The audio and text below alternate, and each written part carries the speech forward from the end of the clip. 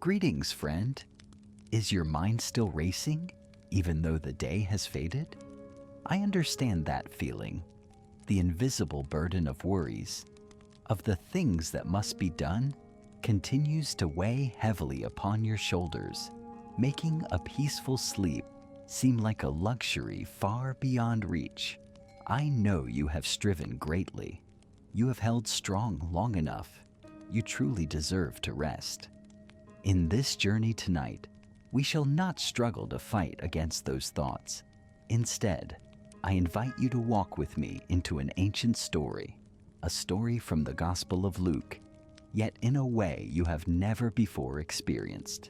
This is not a sermon, but a healing for the soul, where timeless teachings become a cool, refreshing stream, washing away every trouble. There is an invitation that has echoed through the millennia, a promise of rest that I wish to share with you this very moment. Come to me, all you who are weary and burdened, and I will give you rest. Therefore, my appeal to you this night is simple. Grant yourself permission to rest and abide here with me. Now, find for yourself a posture of true comfort. Close your eyes, and with me, take a deep breath. Let us together begin the journey of finding our way back to peace.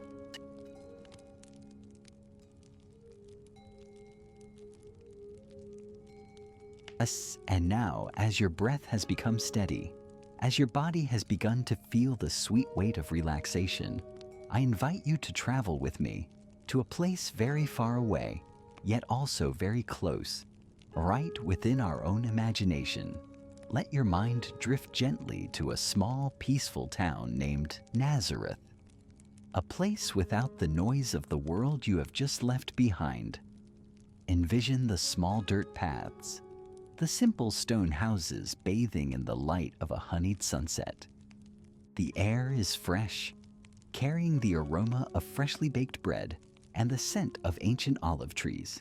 Everything is so simple, so peaceful. In that quiet space, a youthful soul is present, a girl named Mary. Perhaps she is just like you and me after a long day, seeking a moment of quiet for herself. Perhaps her mind is also wandering with simple plans for the future, with ordinary dreams. But then, in that very ordinary moment, something extraordinary happened. The silence was broken, not by a loud noise, but by a presence, a light warmer than candlelight, a solemn feeling enveloping the room. The angel Gabriel appeared. Can you feel her astonishment? Her heart beating fast, her breath held as if suspended. The Bible says she was troubled and wondered what manner of greeting this might be. I want us to pause here for a moment, right at this feeling of being troubled. How many times in your life have unexpected things crashed in, making you feel troubled, anxious, or even afraid? An unexpected piece of news, a sudden change in work, an unforeseen turn of life for which you were never prepared. Our minds, which love control and familiarity, immediately fall into a state of alarm. Anxiety begins to raise its voice. What is happening? What will the future be? What must I do? That is Mary's trouble.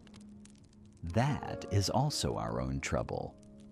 It is a very human emotion, and it is entirely worthy of being understood. And in that moment of bewilderment, the first word the angel spoke was not a command, but a reassurance, a soothing word for a trembling soul. Do not be afraid. My dear friend, let this whisper echo in your mind tonight. Amidst the worries about tomorrow, amidst the burdens not yet laid down, hear that gentle voice. Do not be afraid. Fear is a natural reaction, but it is not your true self. Deep within that fear is a soul yearning for peace. The angel did not deny Mary's fear, but acknowledged it and invited her to step past it. That is also the invitation for you. Acknowledge your worries, look straight at them, and then gently say to them, I see you, but tonight I choose not to let you drown me. The angel brought a great message, a plan far beyond all human imagination. And Mary, after a moment of initial confusion, asked a very practical question. How will this be? She did not blindly accept. She sought understanding. This teaches us that faith does not mean extinguishing reason. We are allowed to have questions. We are allowed to have doubts. But the difference lies in this. Will we let those questions imprison us in anxiety, or turn them into a stepping stone to reach a deeper trust? And then, after receiving the answer, Mary uttered one of the most powerful sentences, a declaration of surrender and unparalleled courage. This is not the acceptance of a weak person, but the consensus of a strong soul, a conscious choice to trust in something greater than herself. She said, Behold, I am the handmaid of the Lord. Let it be to me according to your word. Feel the weight and the liberation in this sentence. It is the moment she let go of control. Let go of her own plans. Let go of the visions of a safe, familiar future. And in that letting go, she did not find loss, but found freedom. She entrusted her uncertainty to a greater providence. Tonight, as you lie here, tossing and turning with the what ifs, the if onlys, can you try, even just for a moment, to whisper to the universe, to God, or to your own soul that sentence? Let it be to me, according to your will. Let the burden of having to arrange everything yourself be lifted. Allow yourself to trust that, even in the things you cannot understand, a good plan is being woven for you. This is the first step to entering true rest.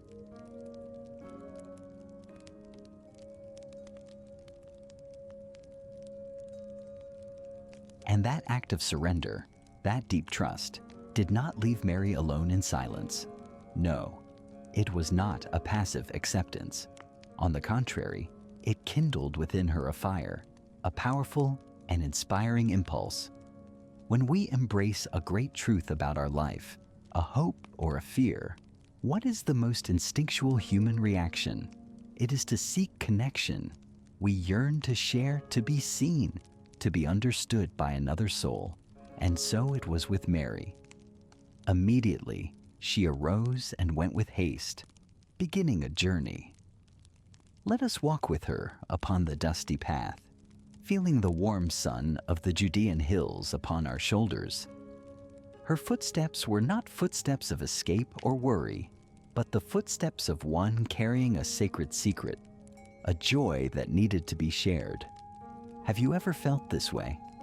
The feeling that something, an idea, a sorrow, a decision is growing within you, and you know you cannot keep it to yourself?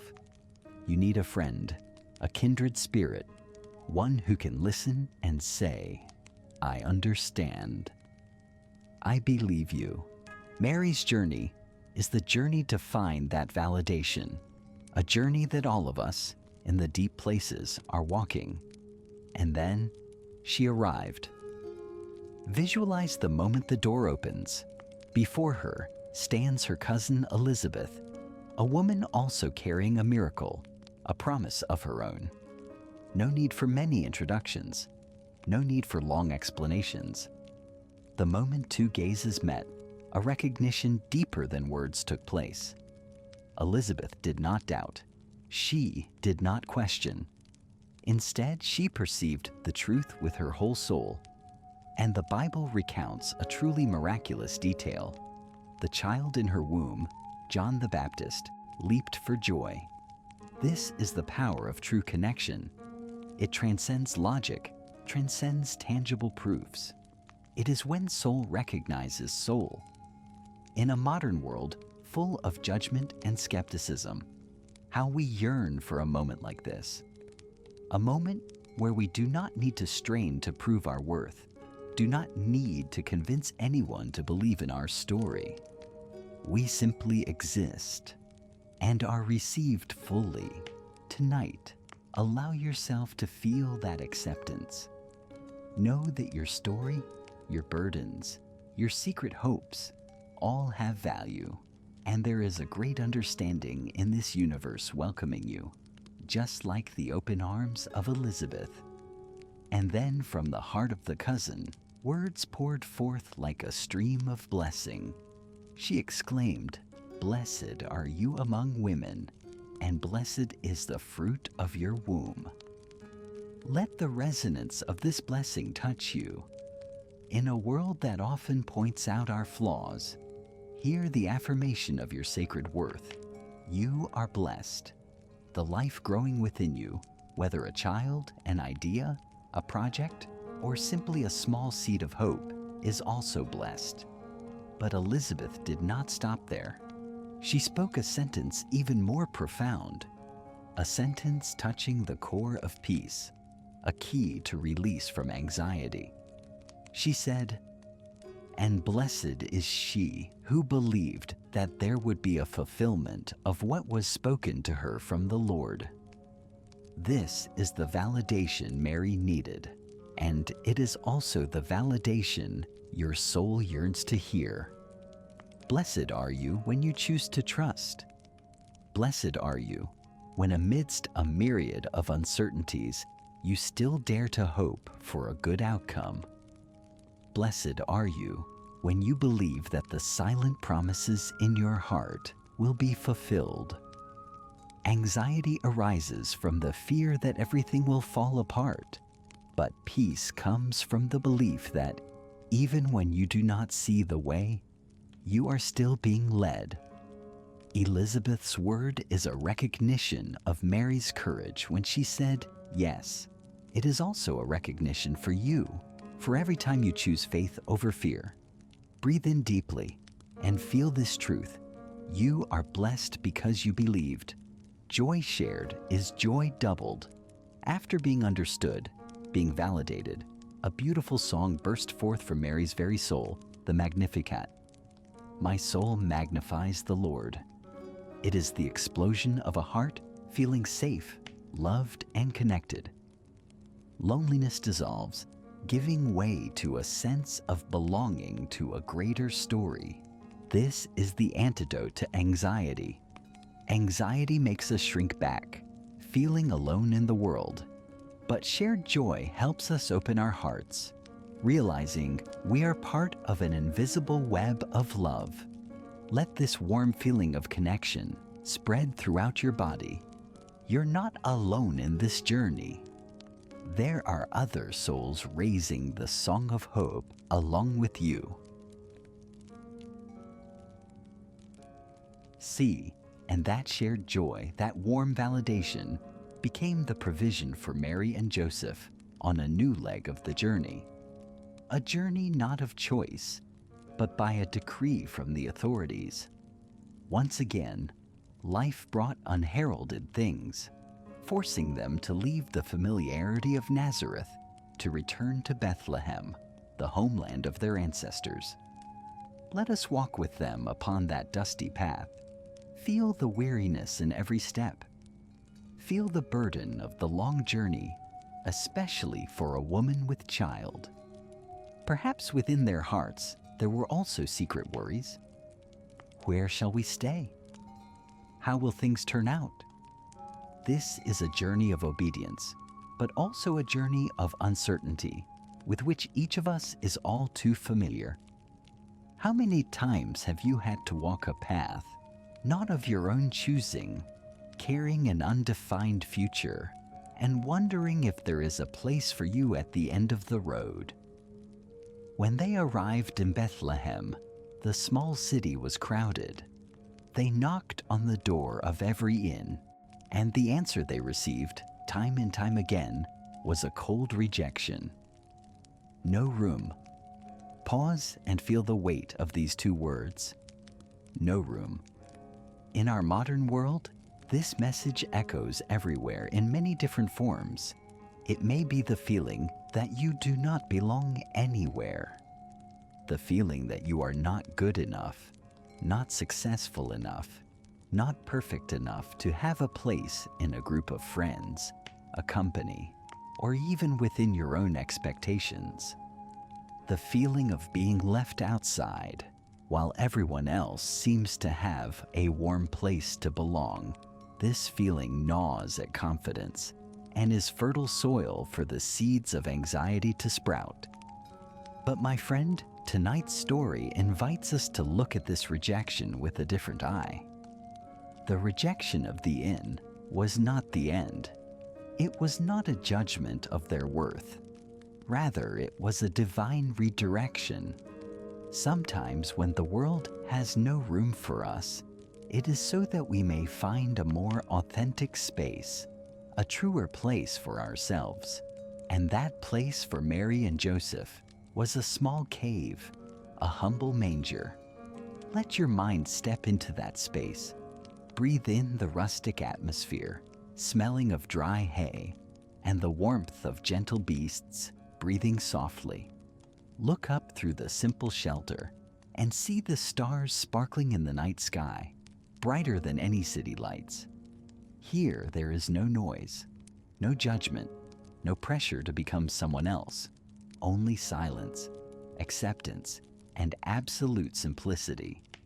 And precisely in this humble, forgotten space, the greatest thing was born.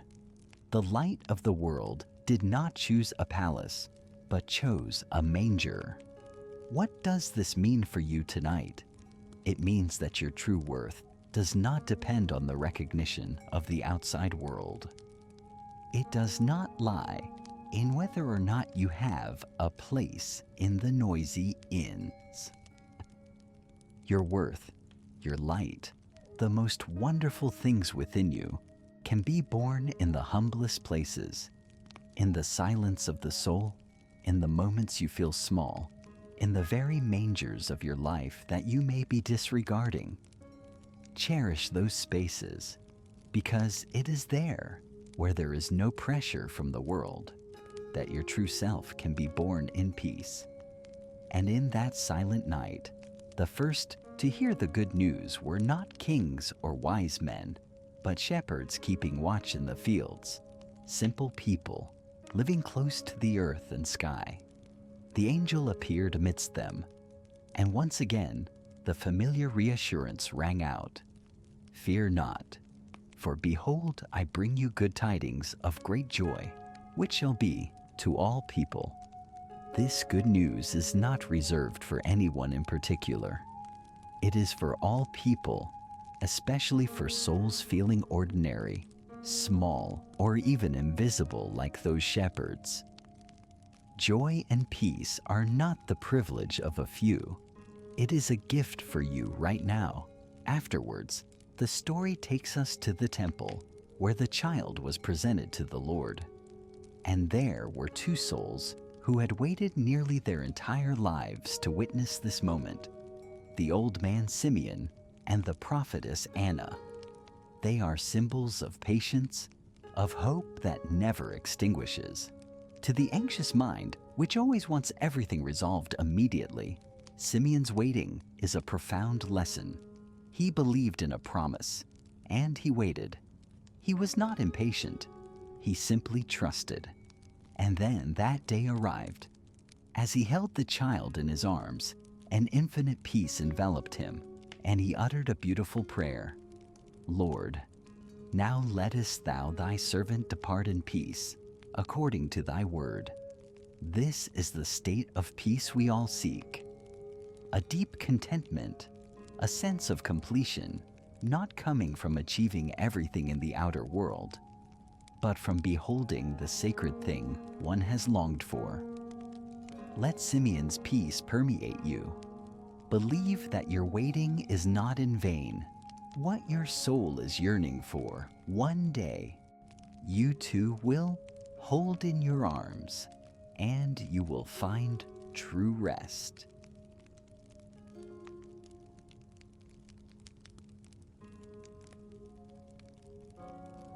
My reminder does, and that deep peace, the contentment of a soul that has found what it sought, is like a seed sown in fertile soil.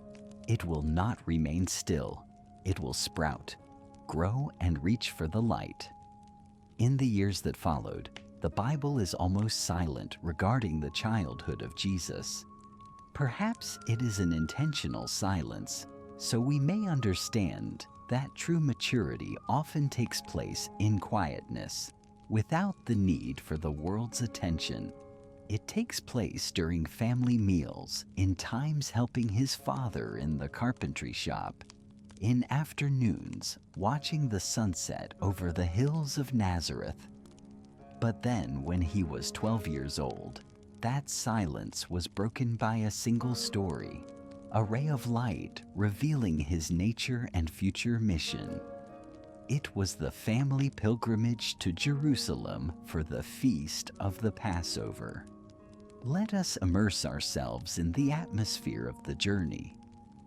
Feel the excitement of a boy visiting the capital for the first time, seeing the magnificent temple. Hear the laughter and singing of the caravans of pilgrims. It was a world of connection, of tradition, and of faith. After the festival ended, the caravans set out to return. Mary and Joseph, perhaps assuming their child was with relatives in the group, traveled a full day's journey. But then, as night fell, when families gathered together, they did not find him. Can you imagine the panic rising in their hearts? A fear that any parent can understand. Their child had vanished. Immediately, they returned to Jerusalem, hearts heavy with anxiety.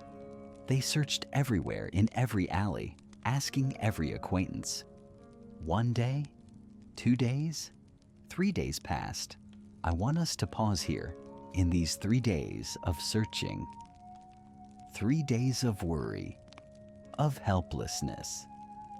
This is a metaphor for the stages in life when we feel we have lost something precious.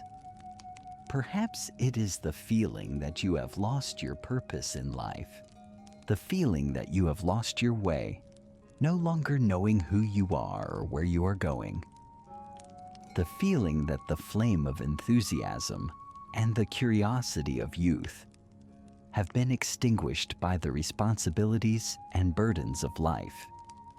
We frantically search for the child within us, the true self, full of wisdom and passion that we believe has vanished. The anxiety coming from this disorientation can leave us exhausted, just like Mary and Joseph during those 3 long days. And then, where did they find him? Not in a marketplace, nor a place of amusement.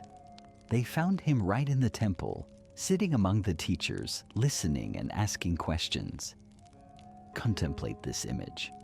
A 12-year-old boy, not afraid or timid, but completely immersed in a dialogue about the deep things of life. The Bible records that all who heard him were amazed at his understanding and his answers.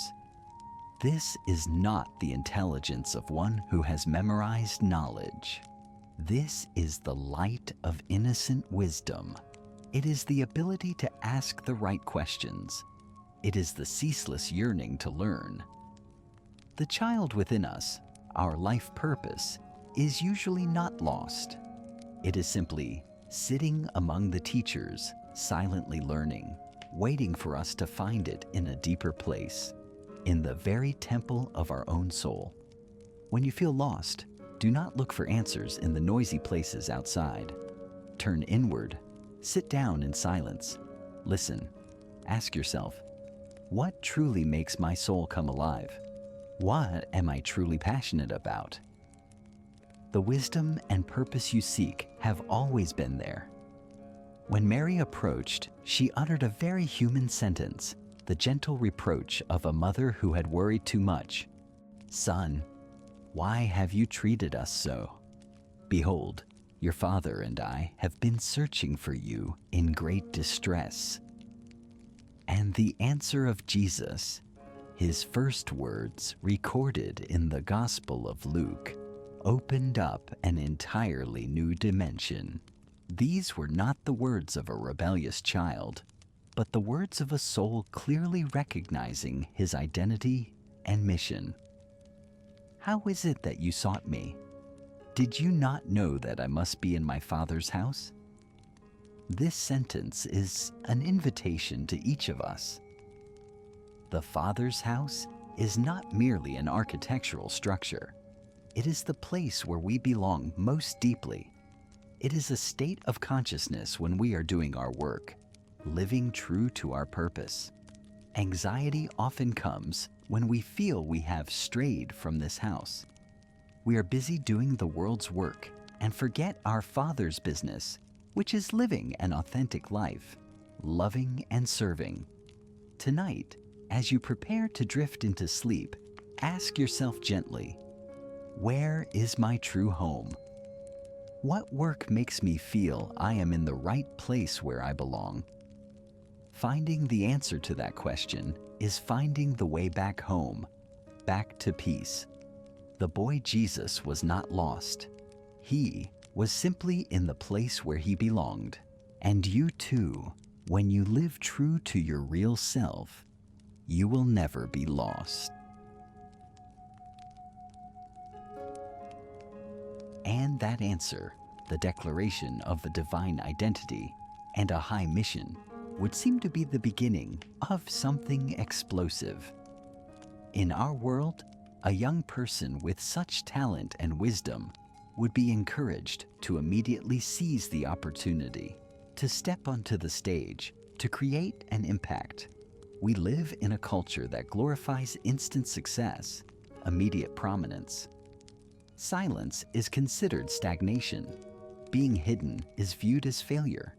We always feel the pressure to move forward, to prove ourselves, to act.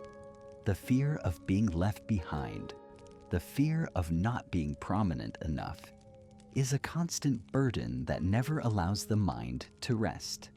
But my friend, this story turns in a completely different direction, a direction contrary to every expectation of the world. After the moment of brilliant shining at the temple, what did Jesus do? He chose to return. The Bible records a detail that is incredibly simple, yet profoundly deep. And he went down with them, and came to Nazareth, and was subject to them. Let this sentence seep deep into your soul. Feel the power of humility within it. He, the one who had just conversed with the wise masters, the one carrying a great mission, chose to return to the small house. He chose the ordinary life. He chose obedience. This is not a step backward. This is a great lesson on maturity. It teaches us that true wisdom lies not only in knowing who you are, but also in knowing when it is time to be silent, to learn, to serve in small things. The next nearly 20 years, from age 12 to age 30, are the hidden years. The Bible records not a single miracle, not a single sermon during this entire phase. Envision those years. Hear the sound of the hammer, the saw in the carpentry shop of his father Joseph. Breathe in the scent of fresh wood shavings. Feel the patience in the hands, carving a rough piece of wood into a useful object. Every day passed the same. Repetitive tasks, the simple responsibilities of a son in a family. To the world, this is a boring life, nothing significant. But for the soul, this is the most necessary phase. This is the time for the roots to take deep hold in the earth before the tree can reach high and bear fruit. Tonight, if you are feeling your life is too ordinary, if you are worrying that you are not creating enough impact, not achieving enough, find comfort and validation in these hidden years. The work you are doing every day, however trivial it may seem, answering emails, cooking a meal, caring for a loved one, completing a repetitive task, is not meaningless. That is your carpentry shop. That is where you are being forged. Patience, endurance, loyalty, humility, all the noblest qualities are cultivated in the soil of ordinary life. Do not despise your hidden years. Cherish them. For precisely in that silence, an extraordinary inner strength is being formed within you. And the result of this growth in silence is summarized by the Bible in a beautiful sentence. A blessing I wish to offer you as you drift into sleep. And Jesus increased in wisdom and in stature and in favor with God and man. Let this word become a lullaby prayer for your soul. As you rest tonight, believe that you are also growing. You are growing in wisdom, not merely book knowledge, but the understanding of life through every experience. You are growing in stature, not just physically, but in emotional maturity, the steadfastness of the soul. You are growing in favor with God, your sacred connection deepening in the moments of silence. And you are growing in favor with man through kindness, through your sincere presence in relationships. This growth does not need to be noisy. It does not need to be recognized by anyone. It is simply happening naturally, like a tree growing in the night. Trust in that process. Trust in your hidden years.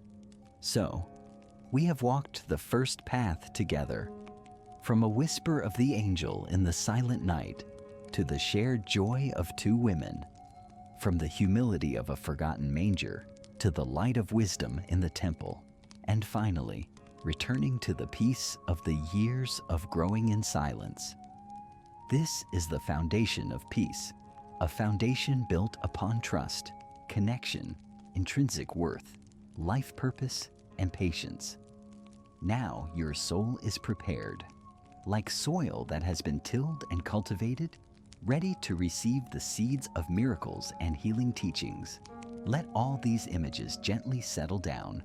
Rest in the peace of preparation. You do not need to rush. You are exactly where you need to be. Sink deep, deep into sleep. And when dawn arrives, a new chapter of the journey will begin.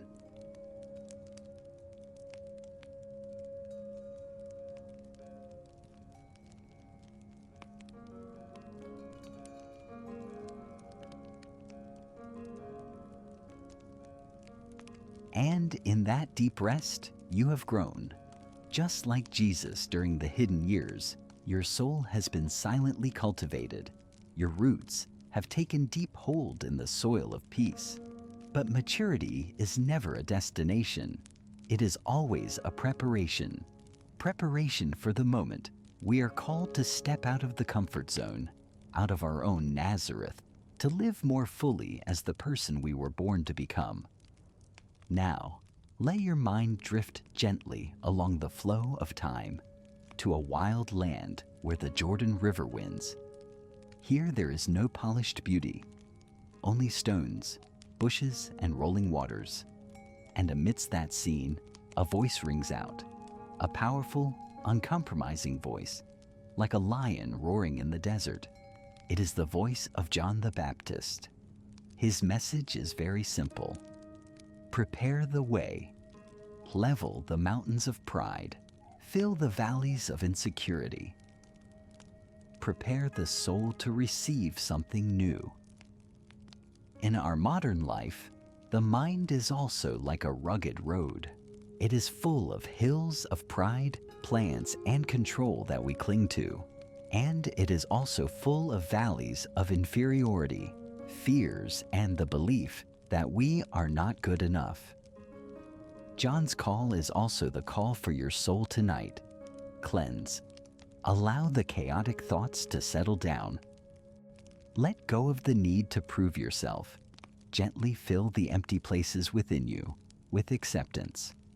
Prepare a quiet space inside so you can hear the important thing about to happen.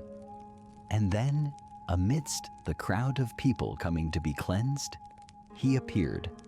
Jesus, after 30 years of silence, stepped forth. His first act in public ministry was not an earth-shattering miracle, not an eloquent sermon, but it was an act of ultimate humility. He came to ask to be baptized. He, the sinless one, chose to stand in line with sinful people. He chose to merge into the flow of humanity, to feel, to understand, to share. This is a deep healing medicine for the anxiety of perfection. We often live with an invisible pressure that we must appear strong, must hide weaknesses, must maintain a perfect image before others. We fear being judged. We fear others seeing the cracks in our souls. But here, the perfect one chose to step down into water, acknowledging the need to be cleansed, not for himself, but for us.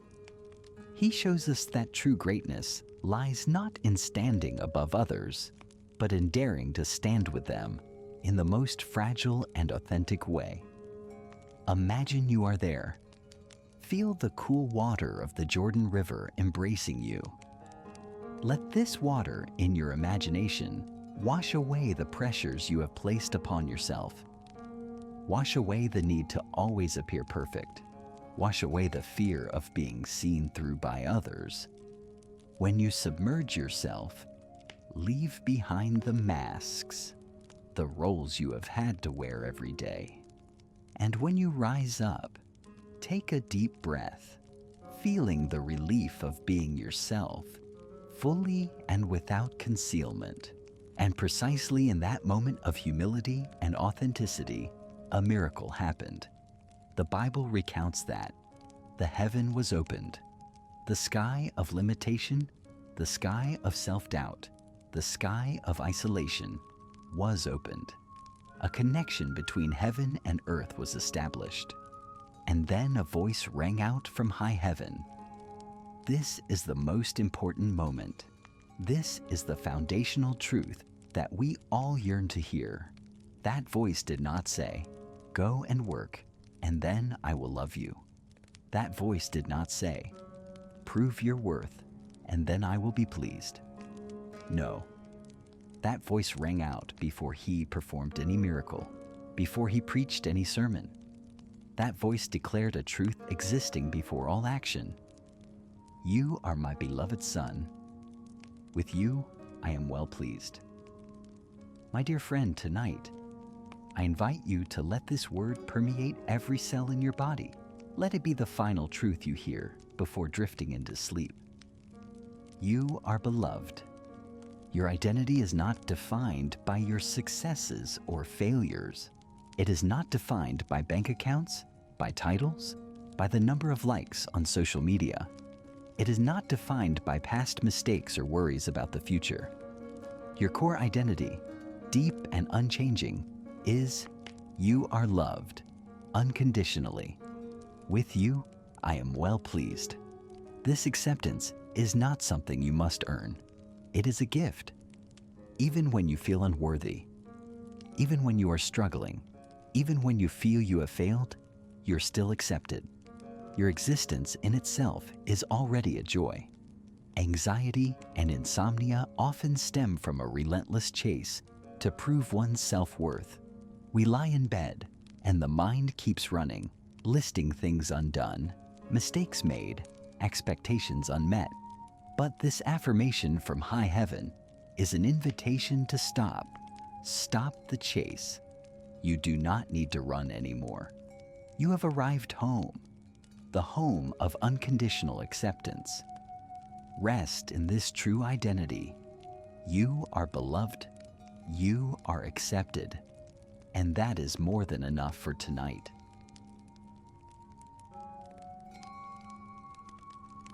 And that beautiful confirmation, you are my beloved Son, was not a ticket to an easy life.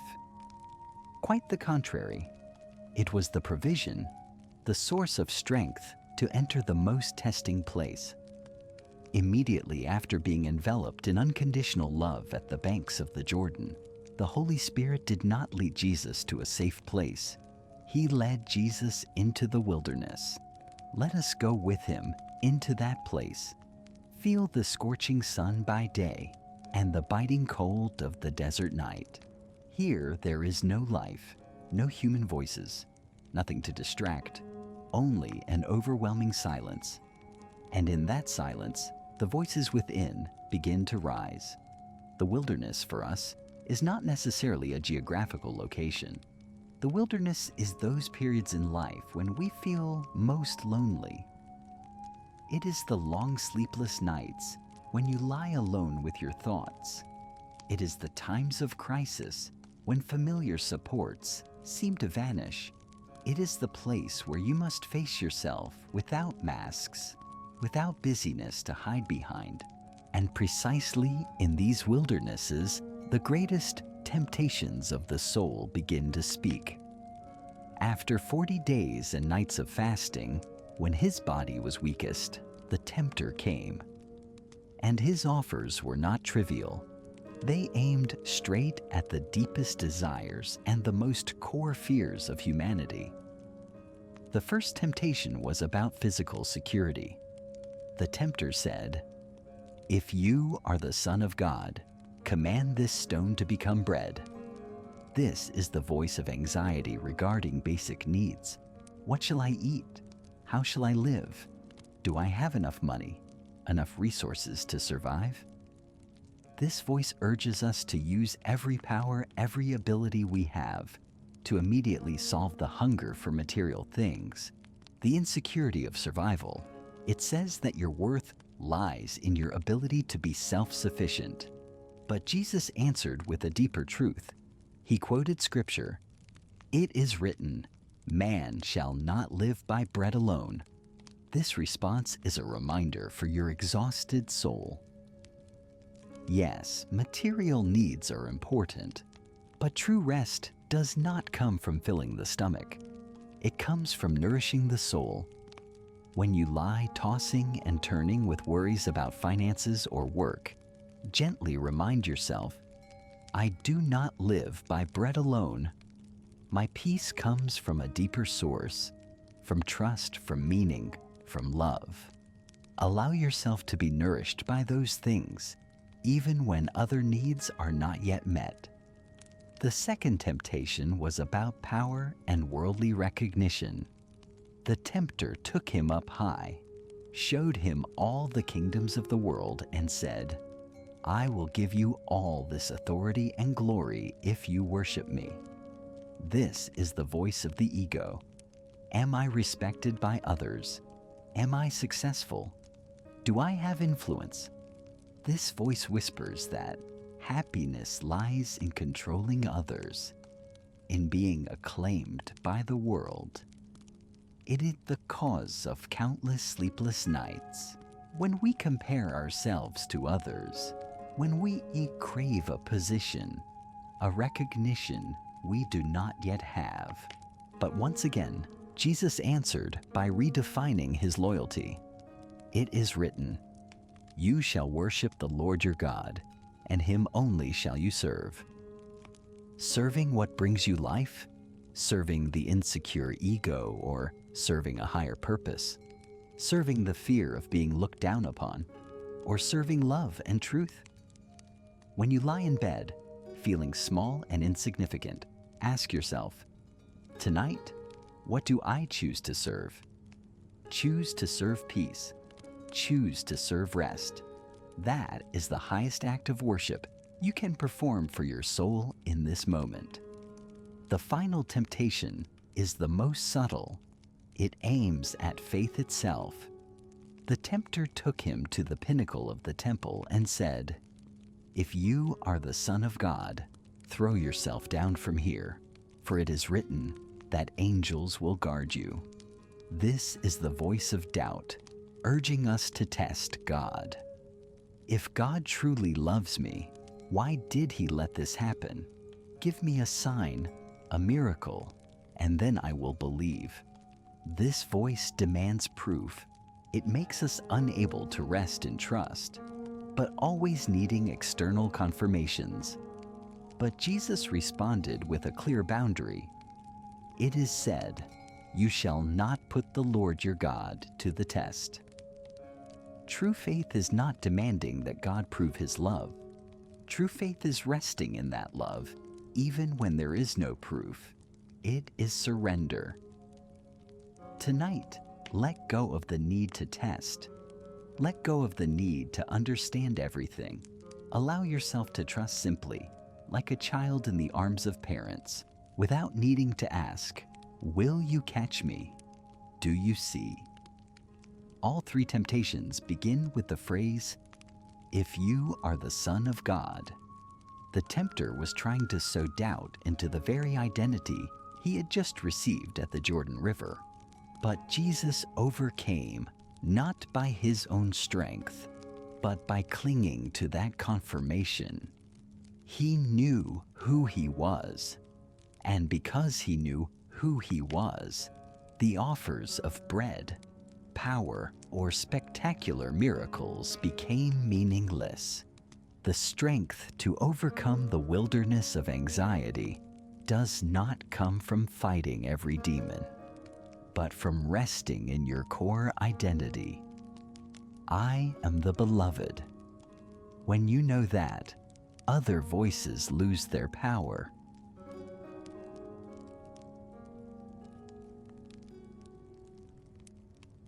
Amr Senka, and after having faced the voices in the wilderness, after standing firm in his authentic identity, Jesus returned. He did not return in weakness, but the Bible records that he returned in the power of the Spirit. The silence of the wilderness did not exhaust him. It distilled his strength. The confrontation with darkness did not harden him. It made his purpose crystal clear. This teaches us an important truth. The difficult periods, the wildernesses of life, are not punishment. They are a preparation. When you survive a long, anxious night, when you face a fear, you do not simply survive. You become stronger. Your life purpose becomes clearer. Like a sword tempered in fire, your soul is forged to become sharper and more resilient. And he returned to his hometown, Nazareth, the place where he had grown up in silence. On a Sabbath day, he entered the synagogue, where he had sat listening as a boy. But today he did not merely listen. He stood up to read. He was handed the scroll of the prophet Isaiah, and he opened it, found the place, and read a passage that had waited hundreds of years to be fulfilled in that very moment. Listen to these words. Let them not only enter your ears, but go straight into your weary heart. For this is not only his mission, this is a promise for you. This is the healing purpose your soul is longing for. He read, "The Spirit of the Lord is upon me, because he has anointed me to proclaim good news to the poor. He has sent me to proclaim liberty to the captives and recovering of sight to the blind, to set at liberty those who are oppressed, to proclaim the year of the Lord's favor." After reading, he sat down. All eyes in the synagogue were fastened on him. And then he declared a short sentence that shook the world. Today this scripture has been fulfilled in your hearing. Let us together, gently, unpack the treasure contained in this mission statement to see what it means for your burdens tonight. Proclaim good news to the poor. The poor here are not just those lacking material things. It is those of us feeling spiritually poor, feeling drained of energy, lacking joy, empty of hope. What is the good news for you? It is this: you do not have to fill that emptiness yourself. A source of life is waiting to flow into you. Rest is the first good news for an exhausted soul. Proclaim liberty to the captives. What prison holds you tonight? Is it the prison of the past, with regrets and mistakes you cannot forgive yourself for? Is it the prison of anxiety, with walls of what if and if only strangling your future? Or is it the prison of a habit, a toxic relationship? The promise here is liberty. The door of that prison can be opened. Freedom is real. And the first step to freedom is recognizing that you are captive and yearning to get out, recovering of sight to the blind. Anxiety blinds us. It makes us see only the worst-case scenarios. It magnifies risks and obscures possibilities. We are blind to the blessings present right before our eyes, blind to the beauty of the present moment, blind to our own inner strength. The promise here is the restoration of sight. Pray for the eyes of your soul to be opened so you can see the truth, that you are safe, that you have enough strength, and that there is always light, even in the dark. Set at liberty those who are oppressed. Oppression here is the burden of judgment, both from the outside and from within. The voice of the inner critic is one of the cruelest oppressors, always saying, "You are not good enough." The promise here is release from that burden. You are invited to step out of the shadow of judgment into the light of compassion, first of all, compassion for yourself. And finally, proclaim the year of the Lord's favor. A year of favor is a time when all debts are canceled, all burdens are lifted, everything starts anew. This is the most powerful invitation for you. You do not need to carry the debt of yesterday's mistakes into tonight's sleep. You can declare a year of favor for your own soul. Right now, forgive yourself. Let go of what has passed. Allow yourself a new beginning, right in this moment, as you breathe in and breathe out. This is the healing mission of Jesus. And it is also the healing purpose waiting to be awakened inside you. You are also anointed to bring good news to the poor parts of your own soul. You also have the power to free yourself from inner prisons. Tonight, let this declaration become your own declaration. Let it reshape the purpose of your rest. You do not sleep merely to recover physically.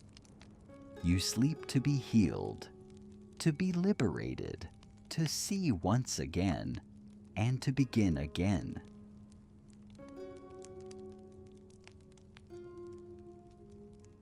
And that powerful mission statement, that promise of healing and deliverance, was not a solitary journey.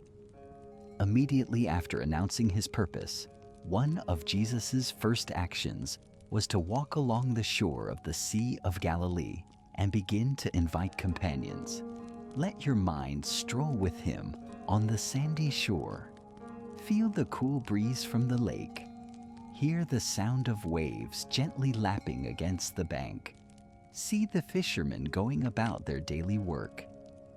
Simon, who would later be called Peter, along with his brother Andrew, James, and John. They were ordinary working men, with hands calloused from hauling nets, skin darkened by sun and wind. They were not learned scholars or powerful leaders. They were people of ordinary life, with very simple worries. And Jesus approached them right while they were doing their work, and he extended a simple invitation that changed an entire life. Follow me, and I will make you become fishers of men. What does this invitation mean for us tonight? It carries a profound healing message for the feeling of loneliness and meaninglessness. Many nights, we toss and turn because we feel we are fighting the waves of life alone. We feel the work we do is boring, meaningless, merely dragging empty nets. We yearn for a greater purpose, a deeper connection.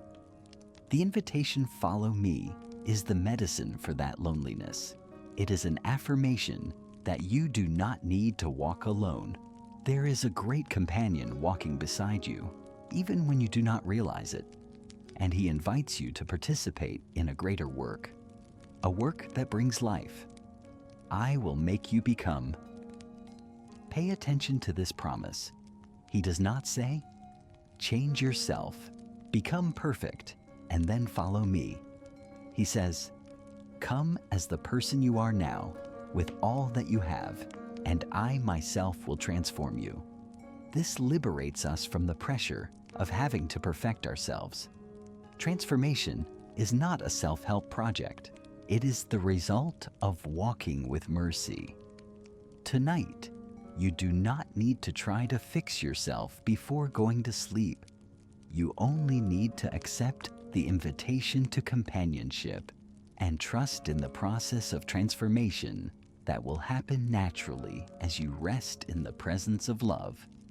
And the Bible recounts that they immediately left their nets and followed him. They left behind the safety of the known, the familiarity of daily work, to step into an adventure of faith. This action was not impulsive. It was the response of a soul realizing something even more important than safety. It was the yearning for meaning. After choosing the 12 apostles, Jesus began his ministry of healing, and he shows us what mercy looks like through concrete action. Watch him meet the leper, a man rejected by society, forced to live in isolation, considered unclean. When others stayed away, what did Jesus do? He stretched out his hand and touched him. That touch, more than words, shattered every barrier of stigma and fear. It said, "I see you. You're not unclean. You are worthy of love. Is there any part of you that feels like a leper? A secret? A shame? A part of yourself you hide for fear of being shunned?" Tonight, feel the hand of mercy touching that part of you without judgment, only with acceptance, and hear him say, "I will be clean." Look at him coming to the paralytic, carried by friends and lowered through the roof. He saw their faith, and the first thing he said was not "rise and walk," but something deeper, touching a burden even greater than physical illness. "Son, your sins are forgiven." The guilt, the burden of past mistakes, often paralyzes us more than disease. This forgiveness is liberation. Let it wash over you tonight. Every mistake, every regret has been forgiven. You are free. Journey with him to the city of Nain, where he met a funeral procession, a widow burying her only son, the pain of loss, of ultimate despair.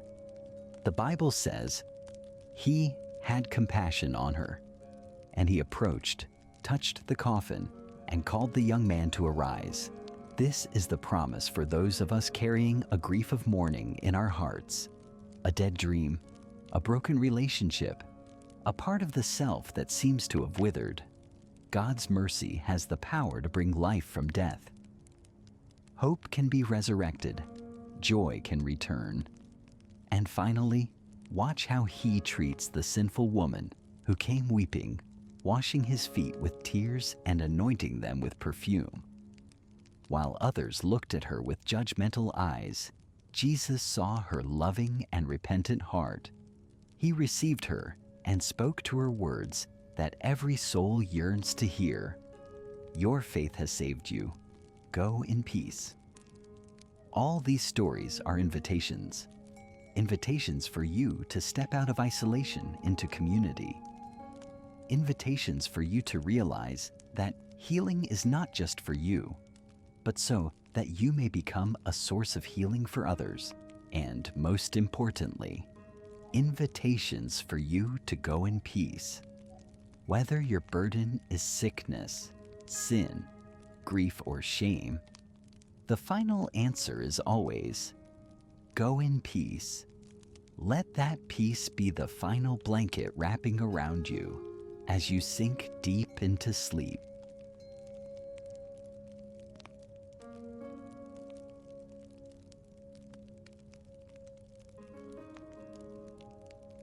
Mo and that mercy, that healing and acceptance created a community, a small boat of souls learning to walk together. But the journey following him is not always one of gentle shores or warm encounters. Sometimes he leads his companions straight into the heart of the storm. Let us step onto that boat with the disciples. After a long day of preaching and healing, Jesus said to them, "Let us cross over to the other side." That was an invitation to enter a new land, a new experience. But on the way, something unexpected happened. The Bible describes it as a great windstorm, and the waves beat into the boat so that it was already filling. This is the truest image of panic, of extreme anxiety. The storm can come from anywhere. A piece of sudden bad news, a conflict in the family, unbearable work pressure, or sometimes it is simply an inner storm rising from the depths without a clear reason. Your mind becomes the boat filling with water, and negative thoughts, terrifying scenarios crash in, one wave after another. You feel as though you are sinking. You feel completely out of control, and fear engulfs you. The disciples, seasoned fishermen, were also terrified. They did everything they could, trying to bail water, trying to row, but the storm was beyond them. This is an important lesson. There will be storms in life that you cannot overcome by yourself through experience or your own strength. Trying to control the storm of anxiety often only leaves us more exhausted. And amidst that chaos, where was Jesus? A truly astonishing detail. He was in the stern, asleep on a cushion. Can you feel this incredible contrast? Outside is the gale, the raging waves, the panicked shouting of the disciples. But inside him is absolute peace, a rest so deep that even the storm could not disturb it. This is a powerful image for your sleep tonight. It shows that peace is not the absence of the storm. True peace is the ability to find rest right in the center of the storm. Deep within you, beneath the chaotic waves of thoughts and emotions, there is a quiet place. There is an inner Christ resting in complete trust. Sleep is not merely an escape from the day's problems. It is an act of faith, a practice of connecting with that quiet center, even when the world around you is turning upside down. The disciples, in their panic, went to wake him and cried out words that perhaps you yourself have uttered in long, dark nights. "Teacher, do you not care that we are perishing?" This is the cry of a soul feeling abandoned. When anxiety and suffering reach their peak, we often feel as if God has forgotten us. Why is he silent? Does he not see I am suffering? That is a very human question, and it is not judged. Jesus woke up. He heard their cry. He hears your cry. And then what did he do? He did not begin by explaining. He acted. He rebuked the wind and said to the sea, "Peace, be still." And immediately the wind ceased and there was a great calm. The power that created the universe is the very power that can bring peace to your surging soul. Just one word, one intention, one permission. Tonight, you can gently say to the waves in your mind, "Peace, be still." Command them, not with anger, but with the power of peace that you have been given. But afterwards, he turned to the disciples and asked them two questions that drill deep into the root of anxiety. Why are you so afraid? Have you still no faith? He was not blaming them for being afraid. He was inviting them to look deeper into the cause of the fear. Fear does not come from the storm. Fear comes from a lack of faith. They were in the same boat with the source of life of the universe, yet they acted as if they were alone. We are the same. We have an infinite source of peace, right at the stern of our soul, but we forget. We try to fight the storm with our own strength. The invitation here is, change your focus. Instead of staring at the waves, turn around and look at the one resting within you. Place your trust in that presence, not in the absence of the storm. This story does not promise that there will be no storms in your life, but it promises that you can find rest even when storms surround you. It promises that you are never alone in the boat, and it promises that there is a power greater than every storm abiding with you, ready to speak up and bring tranquility.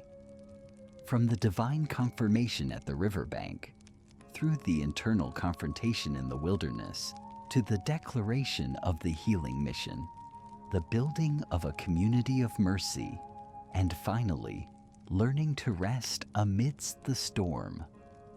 You have seen that you are loved before you act.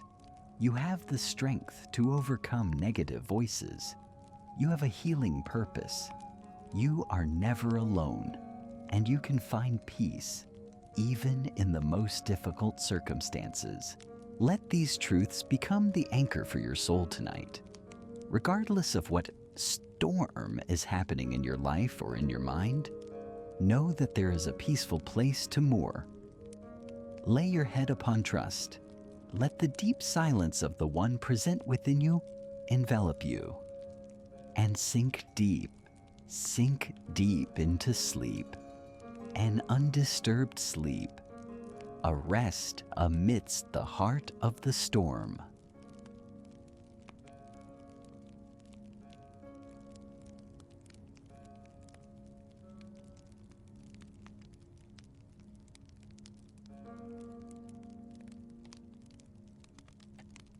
And when the storm has calmed, when your soul has found peace in anchoring itself to the presence, a new silence will come. But this is not the silence of emptiness, but the silence of preparation. After facing the storm, we often yearn for one thing: clarity. We need a perspective. We need to be reminded of the bigger picture, of the reason why we are on this journey. We need to climb a mountain. After days of walking among the crowds, healing and preaching, Jesus did exactly that. He led his three closest friends, Peter, James, and John, up a high mountain to pray. Join them on this upward journey. Feel every step, leaving behind the noisy valley of needs, demands, and daily worries. The higher you go, the fresher the air becomes. The noise of the world recedes, giving way to the sound of the wind whistling through the rocks. This is an intentional act. To find clarity, sometimes we must actively separate ourselves from the chaos.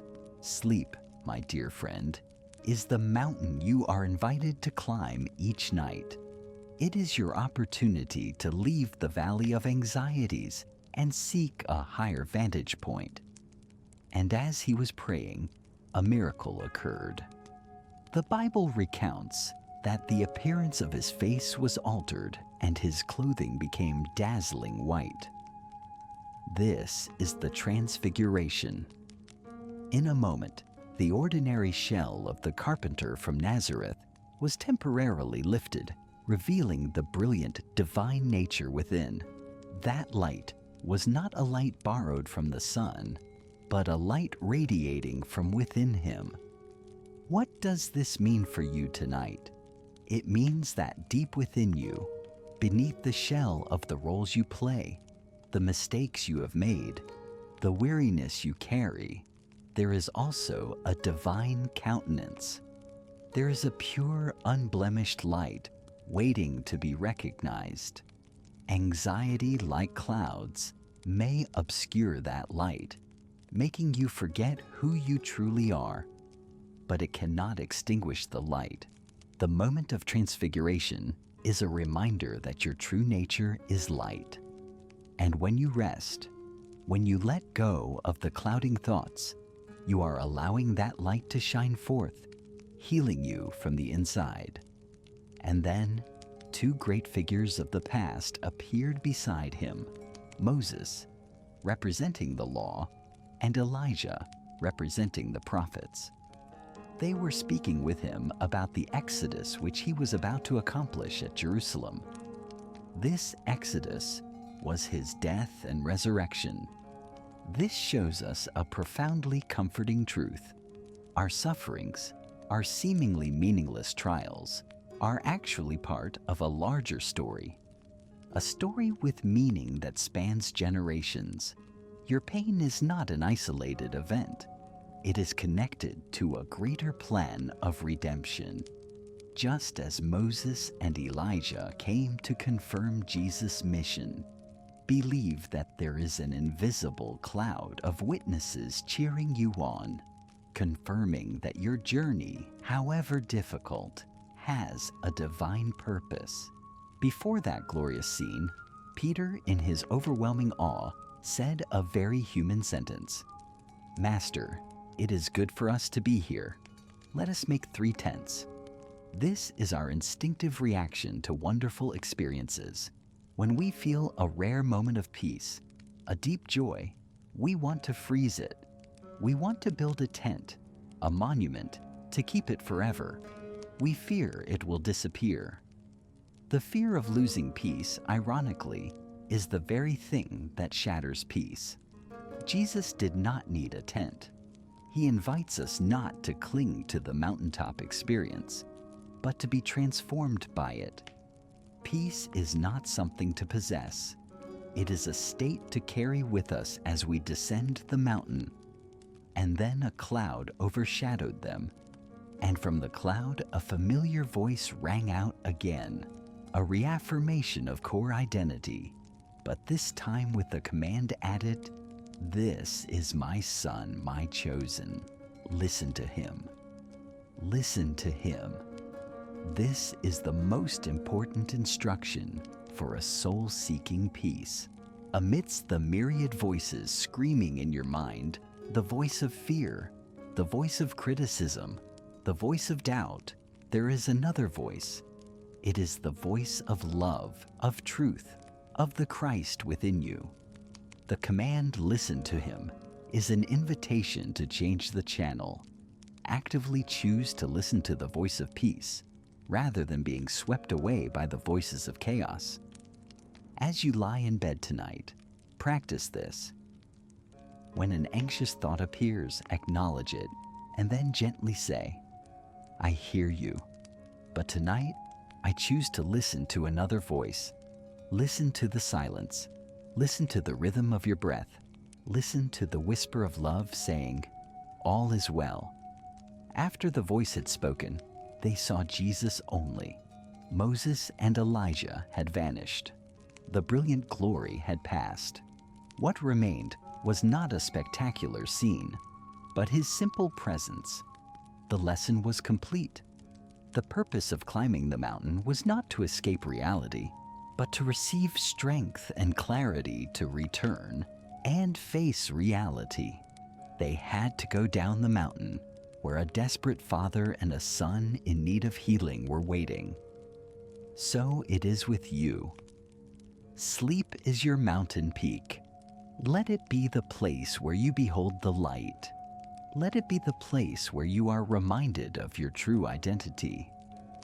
But then, carry that clarity, carry that voice of love down into the valley of tomorrow, so that you may face whatever awaits, not in your own strength, but in the strength of a transformed soul.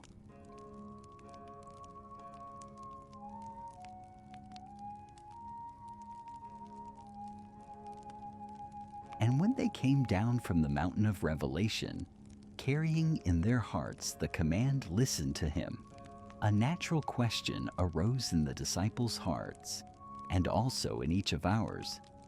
How do we hear him? How do we maintain this divine connection amidst the chaos of life in the valley? The disciples, after seeing Jesus pray, came and asked him for something very specific. "Lord, teach us to pray." They did not ask him to teach how to perform miracles. They did not ask for the secret to become great. They asked for the most basic thing, yet also the most core thing: how to converse with God. They realized that the source of strength, peace, and wisdom they admired in their teacher all stemmed from this very intimate dialogue. Anxiety often stems from the feeling that we are monologuing in a silent universe. We talk to our fears, to our worries, but we forget how to open a dialogue with the source of life. And Jesus responded to that request by giving them and us a priceless gift, a short prayer, but one containing the entire path back home, back to peace. It is the Lord's Prayer. Tonight, I do not invite you to just recite this prayer by rote. I invite you to breathe with it with me. Let every word become a healing medicine for an aspect of your weary soul. Let us begin with the opening word, Father. Pause here. Just this one word is a revolution. It completely changes our relationship with the Creator. He is not a distant judge, a frightening power. He is Father, a loving, close, safe Father. When you say this word, feel the shift in your body. Let your tensed shoulders relax. Let the defensive wall around your heart be lowered. You are talking to your Father. You can be yourself. You can lay down every burden. You are safe. Hallowed be your name. Your kingdom come. This is the act of reorienting the soul's compass. Before presenting our needs, our worries, we are invited to look at something greater. Hallowed be your name is a prayer for goodness, truth, and beauty to be revealed in our lives and in the world. Your kingdom come is a yearning for a reality where love and peace reign instead of chaos and fear. When starting with this, we place our personal problems in a correct context. My worry may be very big, but your kingdom is even bigger. This does not make our problems disappear, but it makes them smaller, more manageable. Give us each day our daily bread. This is a prayer for surrender in the present. Notice, He does not teach us to ask for food for the whole month or whole year. He teaches us to ask only for today. Anxiety is almost always about living in the future. We worry about next month's bills, next week's meetings, next year's health. This prayer gently pulls us back to the only moment we truly have, today.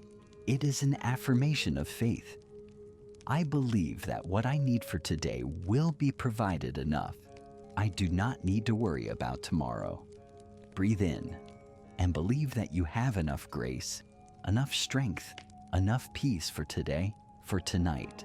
That alone is enough. Forgive us our sins, for we also forgive everyone who sins against us. This is the healing center of the prayer. The burden of resentment, of unhealed wounds, is one of the biggest causes of insomnia. When we do not forgive others, we are drinking poison and hoping the other person dies. Bitterness gnaws at our peace, and the burden of guilt is the same. We cannot sleep well when we keep tormenting ourselves over past mistakes. This prayer connects these two acts of forgiveness together. It shows that the ability to receive forgiveness from God is linked to our willingness to forgive others. Tonight, review your soul. Is there anyone you need to forgive? Visualize handing them over to God, and then visualize handing your own mistakes over to Him as well. Feel the burden being lifted. Forgiveness is an act of freeing oneself. And lead us not into temptation, but deliver us from the evil one. This is a prayer for protection. It is an admission that we are weak. We cannot fight every darkness on our own. We need shelter. Temptation here can be the temptation to return to old anxious habits, the temptation to believe the lies of fear.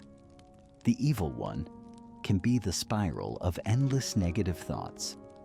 When reading these words, visualize a protective arm wrapping around you. You do not need to guard your mind all night by yourself. Entrust that protection to a greater power. Allow yourself to rest in that safety. The Lord's Prayer is not a magic formula. It is a path leading your wandering mind back home. From fear to fatherhood, from selfishness to a greater purpose, from worry about the future to peace in the present, from the burden of resentment to the lightness of forgiveness, and from helplessness to trust in protection. Tonight, let this prayer be your breath. Let it be the lullaby that carries you into a peaceful sleep.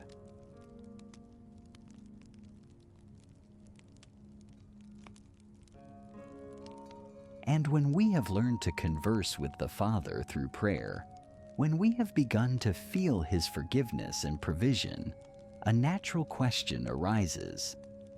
How then must we live with those around us? How can the love we receive flow through us to others? Jesus, the master storyteller, did not answer with dry codes of law. He answered with parables, simple stories, yet possessing the power to overturn our worldview and to heal one of the greatest maladies of the soul, judgment. Judgment is a wall. It divides the world into us and them. It creates distance, suspicion, and feeds loneliness. When we judge others, we also imprison ourselves in a prison of rigidity. And worse still, the judging voice we direct at others is often the very cruel voice we use to torment ourselves, making us never feel good enough. Jesus' parables are hammers of love, shattering those walls. Let us listen to the first story. A lawyer came to ask Jesus, "Who is my neighbor?" And he told the story of the Good Samaritan. Visualize the desolate road from Jerusalem down to Jericho. A man beaten by robbers, stripped, and left by the roadside, half dead. Feel the pain, the despair, the loneliness of that man, lying there, helpless, waiting for mercy. Then a priest passed by. He was a holy man, a religious leader. But when he saw the victim, he passed by on the other side. Then a Levite, also a servant in the temple, did the same. Why? Perhaps they feared defilement. Perhaps they were busy. Perhaps they feared the robbers were still lurking. Whatever the reason, they allowed rules, fears, and personal convenience to drown out the call of compassion. How many times have we acted the same? We see someone suffering, a friend, a relative, or even the wounded part within ourselves, and we pass by on the other side because we are too busy, too tired, or too afraid to face it. But then, a Samaritan passed by. To the Jews of that time, a Samaritan was an enemy, a pagan, a person to be despised. By all logic of judgment, he was the last person who would stop. But what did he do? The Bible says a profoundly moving phrase. He saw him and had compassion. Mercy overcame all barriers of prejudice, race, and religion. He did not ask who the victim was, where he came from, or if he deserved help. He only saw a human being in pain, and he acted. He bound up his wounds, pouring on oil and wine. He set the man on his own beast, brought him to an inn, and took care of him. Even the next day he paid the innkeeper and promised to pay more if needed. Jesus asked the lawyer again, "Which of these three proved to be a neighbor to the man who fell among the robbers?" And the answer was obvious. A neighbor is not defined by bloodline or religion, but by acts of mercy. This story is a medicine for judgment. It invites you to look at those you consider others and ask, am I missing an opportunity to show mercy? And more importantly, it is also a story about how you treat yourself. When you fall, when you are beaten by robbers of mistakes and failures, will you be the priest avoiding yourself, or will you be the Good Samaritan, gently binding up the wounds of your soul with the oil and wine of kindness? The second story goes even deeper into the heart of forgiveness. It is the parable of the prodigal son. Feel the pain of the father when the younger son demanded his share of the estate and left for a far country. Feel the arrogance, the impulsiveness of the son as he squandered all his property in loose living. And then feel the ultimate humiliation when he had to feed pigs and longed to eat pigs' food to survive. This is the image of a soul hitting rock bottom, a soul feeling it has gone too far, broken everything, and is no longer worthy to return. But then he came to himself and decided to return, not as a son, but only asking to be a hired servant. And this is the most healing moment of the story. The Bible says, "But while he was still a long way off, his father saw him." What does this mean? The father had always been standing there every day looking down the road. His love never faded. And when he saw his child, he did not wait. He ran and embraced him and kissed him. Not a word of reproach, not a question of why, only the open arms of unconditional love. And he put the best robe on him, a ring on his hand, and shoes on his feet. He fully restored his dignity. This is the image of God. This is the image of the love in which you are invited to rest tonight. No matter how far you feel you have wandered, no matter how you feel you have squandered your gifts, the Father is always waiting. His arms are always open. You do not need to seek acceptance. You only need to decide to return. Allow yourself to receive the robe of forgiveness. Let the ring of dignity be placed back on your hand. You are forever a child, never a servant. And finally, the parable of the Pharisee and the tax collector teaches us about humility and prayer. The Pharisee stood tall, recounting his achievements. The tax collector stood far off, would not even lift up his eyes to heaven, but beat his breast, saying, "God, be merciful to me, a sinner." And Jesus said that it was the tax collector who went down to his home justified. Why? Because healing cannot come to a heart that is too full of self-righteousness. It can only flow into an empty heart, a heart that knows it needs mercy. Tonight, come to God like the tax collector. Let go of the need to appear perfect. Simply acknowledge your weariness, your weakness, and ask for mercy.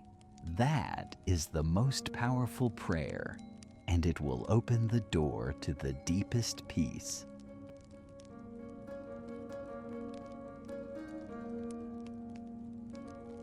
And when we have been bathed in unconditional mercy, when we have understood that we are loved not for what we do, but for who we are, a sweet peace begins to seep into the soul.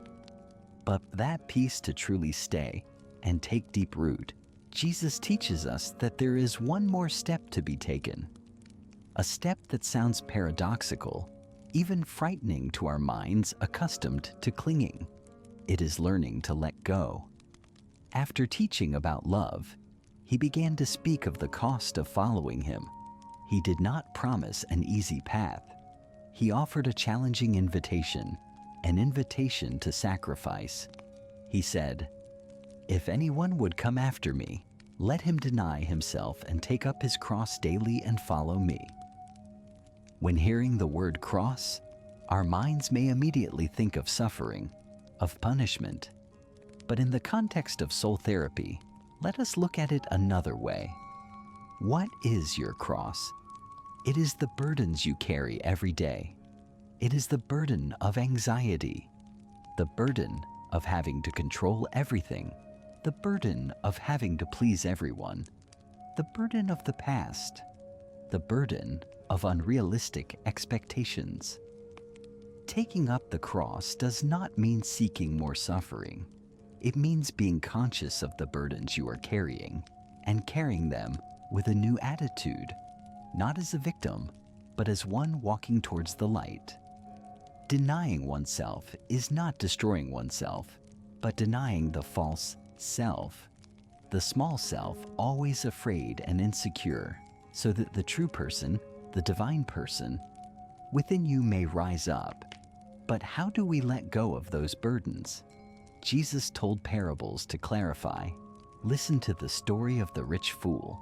He had a bountiful harvest and said to himself, "I will tear down my barns and build larger ones to store my goods, and I will say to my soul, 'Soul, you have ample goods laid up for many years. Take your ease, eat, drink, be merry.'" This is the logic of the world. Accumulate more, greater safety, more peace. We do this not only with money. We accumulate knowledge, accumulate achievements, accumulate relationships, with the hope that one day we will have enough to feel safe and to rest. But what did God say to him? "You fool, this very night your life will be demanded from you. Then who will get what you have prepared for yourself?" This story is not a condemnation of wealth. It is a warning about the danger of placing our security in things that can be lost. Our anxiety is often proportional to what we cling to. The more we have to lose, the more we fear. The invitation here is, be rich toward God. Invest in what cannot be lost: love, compassion, forgiveness, inner peace. Another story goes even deeper. That is the story of the rich man and Lazarus. The rich man was clothed in purple and fine linen, feasting sumptuously every day. Right at his gate, there was a beggar named Lazarus, full of sores, desiring to be fed with the crumbs falling from the table. The rich man did no evil to Lazarus. His sin was simply this: he did not see Lazarus.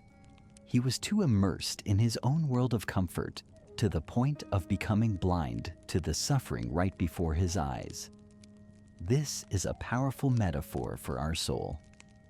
Sometimes there is a Lazarus lying right at the gate of your heart. It is a forgotten pain, a childhood wound, a deep longing unheard. We try to ignore it, try to cover it up with feasts of busyness, of temporary pleasures. But as long as Lazarus is neglected, our soul can never have complete peace. Letting go here means letting go of distraction, letting go of indifference to one's own inner self. Be courageous to step out of your house of comfort and come sit beside Lazarus. Listen to his pain, acknowledge his existence. Only then can healing begin. And finally, Jesus gave a definitive affirmation. "So therefore, any one of you who does not renounce all that he has cannot be my disciple." This sounds extreme, but Renouncing all does not mean we must live in material poverty. It means we must renounce our clinging to everything. You can still have a beautiful house, but do not let your security depend on it. You can still have a good job, but do not let your worth be determined by it. You can still love your family, but do not try to control them. Renouncing is an inner act. It is opening the palm instead of clenching the fist. It is acknowledging that everything we have is a gift, not a possession. The peace you seek does not lie in having one more thing. It lies in letting go of the burdens you are carrying. Tonight, as you lie down, practice this letting go. Let go of today. Whether good or bad, it has passed. Do not carry it into sleep. Let go of tomorrow. Let its worries belong to tomorrow. Do not try to solve them right now. Let go of the need to understand everything. Let go of the need to control everyone. Let go of the image of the person you think you should become, and simply be the person you are right now. Breathe in deeply, and as you breathe out, visualize you are breathing out all these attachments. Feel the relief. Feel the freedom. That is the cost of peace, and it is an infinitely worthy exchange.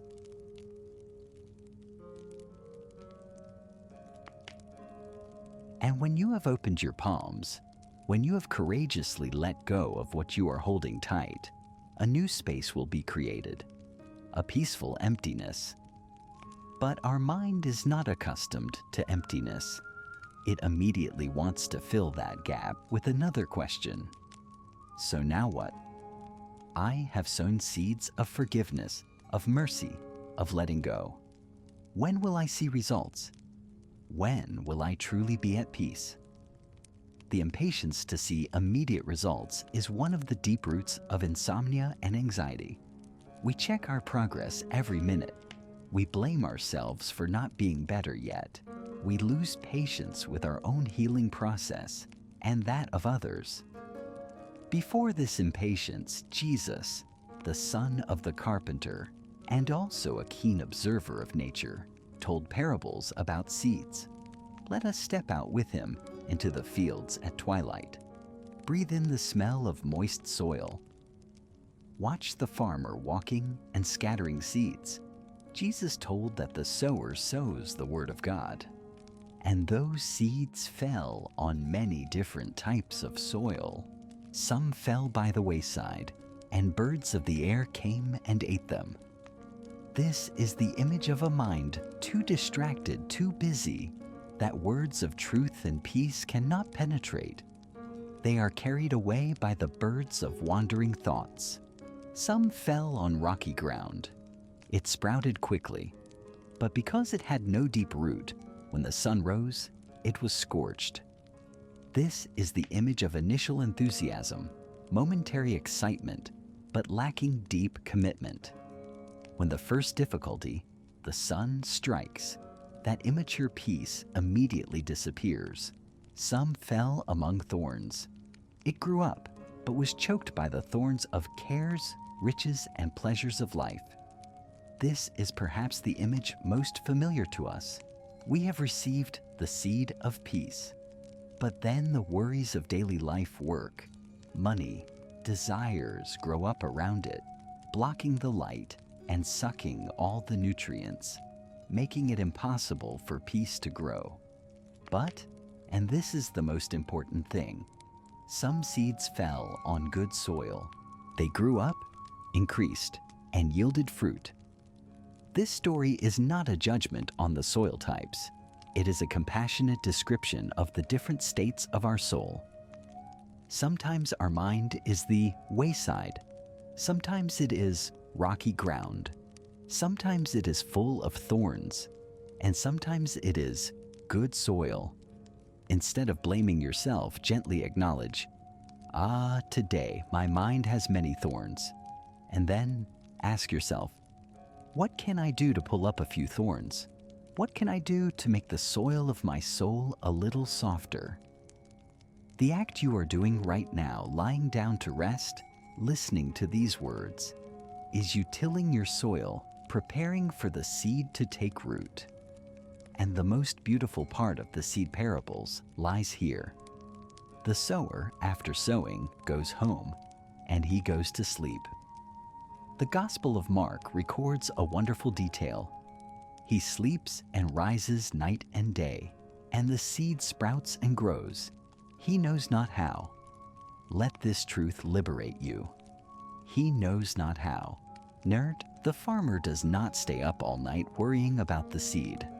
He does not try to use his hands to pull the sprout up faster. He does his part, which is sowing, and then he entrusts the rest to a mysterious process he cannot control or fully understand. He trusts the earth, the rain, the sun. He trusts life. Your soul healing also operates that way. Your part is sowing the seed, practicing forgiveness, saying a prayer, spending quiet time, letting go of a worry. And then your most important task is to go to sleep. Rest. Trust that while you sleep, something miraculous is happening inside you. The seed of peace is sprouting. The roots of trust are silently going deep. You do not need to understand it. You do not need to monitor it. You just need to trust the process. Anxiety comes from us trying to do both the sower's job and God's job. Peace comes when we only do our job and let God do His. Therefore tonight, consider yourself a wise farmer. You have worked hard all day. You have sown the best seeds possible. Now the work is done. Entrust those seeds to the warm soil of the night, to the rain of grace. Believe that growth is always happening, even when you do not see it. Change is not always noisy. Often it happens in silence, in darkness, like a seed stirring beneath the earth. So, we have walked through a chapter of profound teachings. Together we climbed the mountain to find perspective, learned to converse with the Father, broke down walls of judgment with mercy, faced the cost of letting go, and finally, learned to rest like a trusting sower. These teachings are not new burdens for you to carry. They are tools for you to lay down old burdens. They are keys to open the doors of inner prisons. Now, no need to analyze anything further. Let these seeds rest in the soil of your soul. Let the night water them. Trust and sink deep into sleep. The sleep of a farmer, peaceful and full of hope for the coming harvest.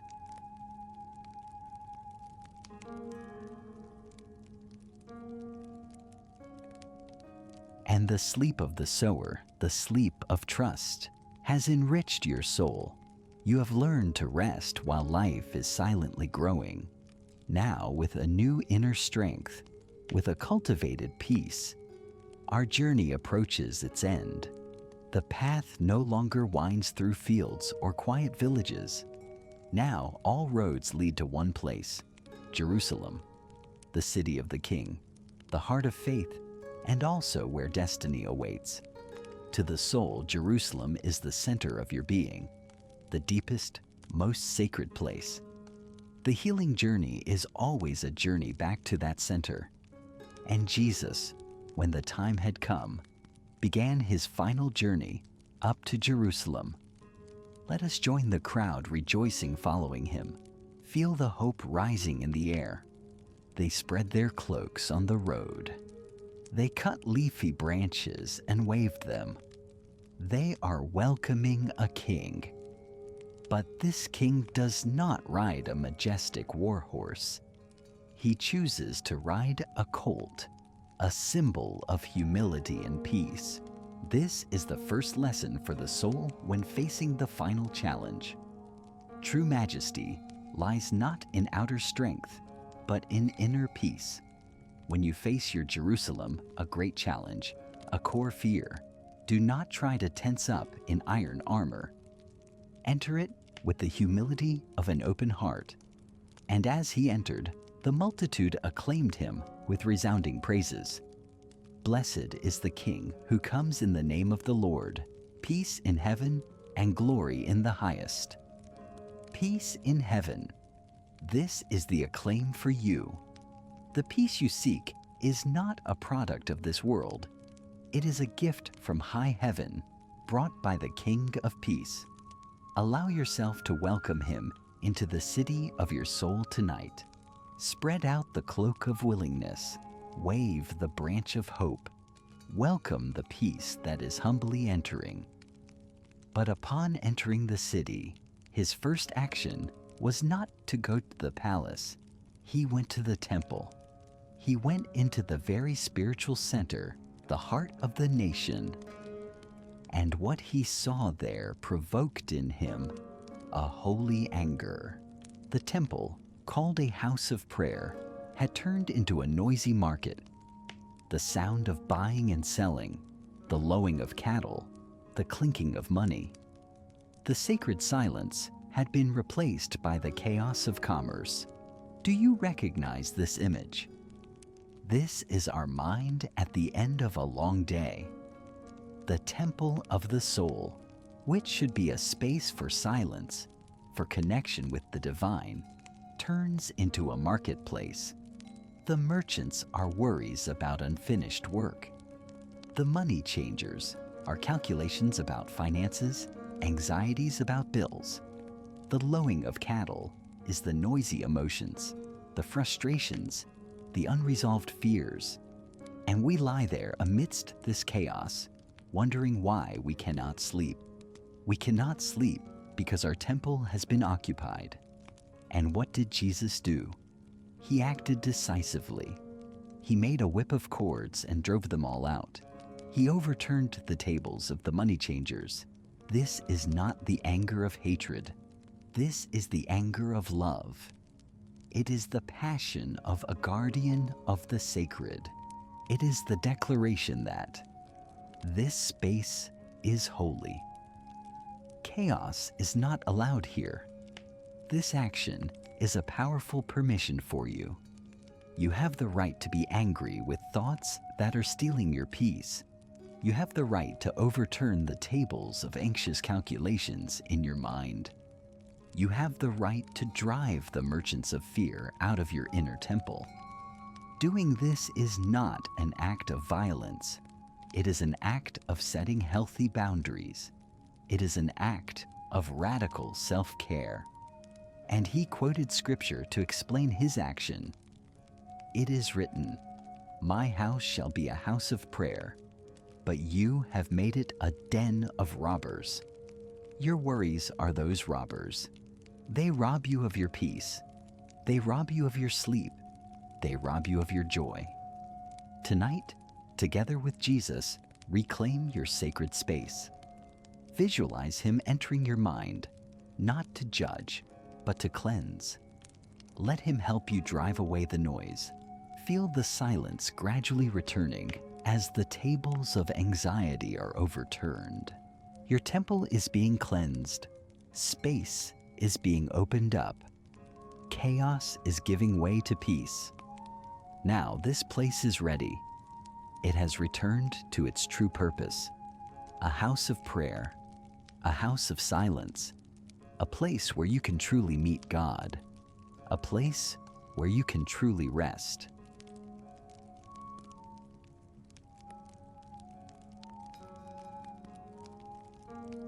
And when the temple of your soul has been cleansed, when the noise has temporarily subsided, a new silence will blanket everything. But for a mind accustomed to chaos, this silence can be terrifying. And that is when the old guardians of the mind return. They are the voices of doubt, of dry logic, of deep-seated fears. They do not like this new peace. They come to question, to challenge, to try to pull you back into the familiar chaos. Jesus' act of cleansing the temple also caused a similar reaction. The religious leaders, who considered the temple their territory, came and confronted him. Their first question aimed straight at authority. By what authority are you doing these things? This is the voice of the inner critic within you. When you decide to choose peace, when you start setting boundaries with your worries, this voice will speak up. By what right do you get to rest? Your problems are still there. You do not deserve peace. It tries to make you doubt your own decision. Jesus did not fall into the trap of direct argument.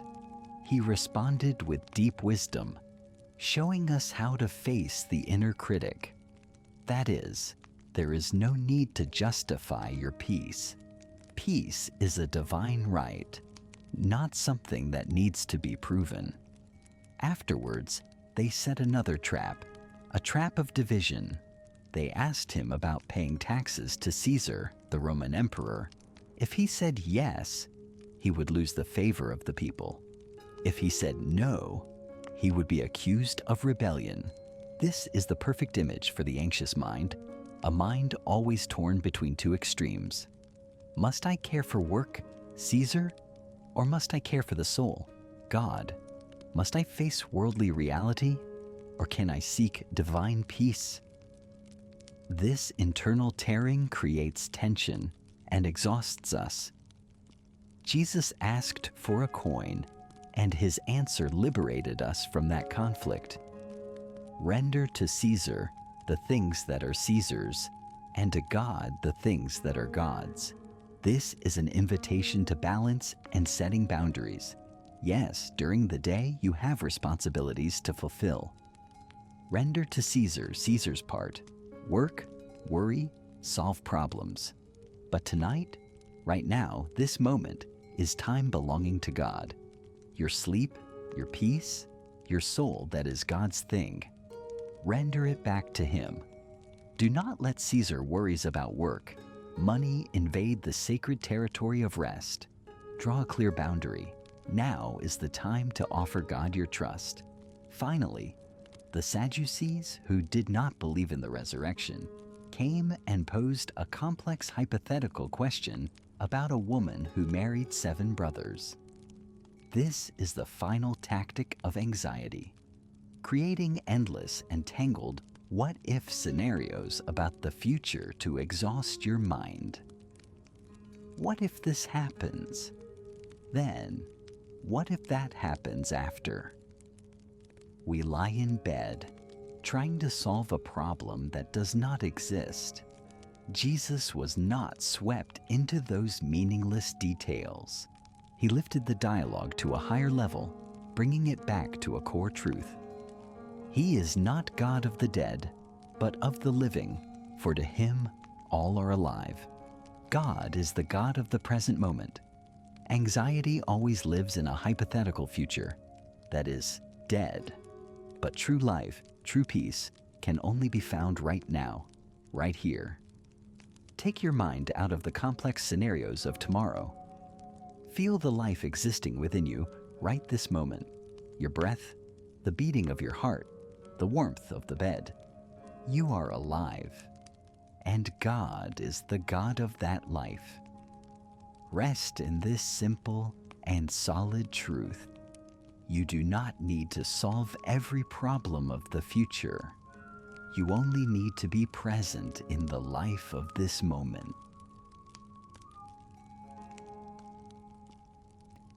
And after having faced the questioning voices with a steadfast wisdom, after having established the boundary between what belongs to the world and what belongs to God, Jesus led his closest friends into a place of safety and intimacy.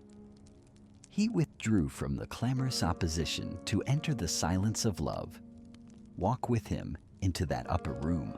Leave behind every argument, every struggle. Breathe in the atmosphere of friendship, of final sharing, the warm oil lamplight, familiar faces. This is the safe space of the soul, where you can shed every piece of armor and simply be. Amidst the meal, Jesus did something no one expected. He, being teacher and Lord, stood up, took off his outer garment, wrapped a towel around his waist, and began to kneel down to wash the feet of each disciple. Visualize that moment. The hands that healed the sick, that stilled the storm, are now gently drying the dusty feet of friends. This is the supreme act of humility, and it is a healing medicine for one of our greatest anxieties, the fear that we are unclean, that we are not clean enough, not good enough to approach the divine. As you lie here tonight, perhaps you are carrying the dust of a long day, the dust of mistakes, the dust of harsh words, the dust of negative thoughts. Visualize Jesus kneeling before you. Feel the cool water of mercy washing it all away. You do not need to cleanse yourself. You only need to allow yourself to be loved, to be cared for. Let him wash away your weariness, your insecurities, so your soul may be clean and ready for rest.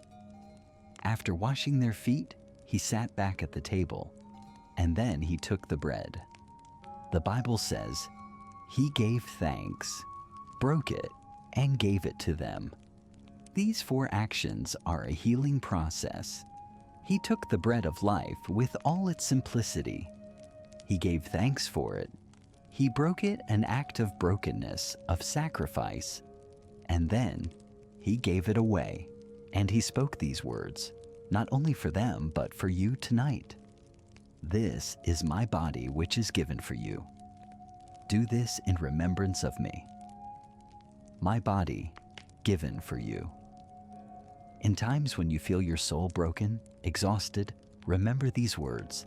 There is a divine source of life, ready to become food to nourish you. His brokenness is for your wholeness. Sometimes we fear our own brokenness. We try to keep everything intact. But the parable of the bread teaches us that it is precisely in brokenness that nourishment is released. It is precisely when we acknowledge our weakness, our crumbling, that we can receive the power of grace.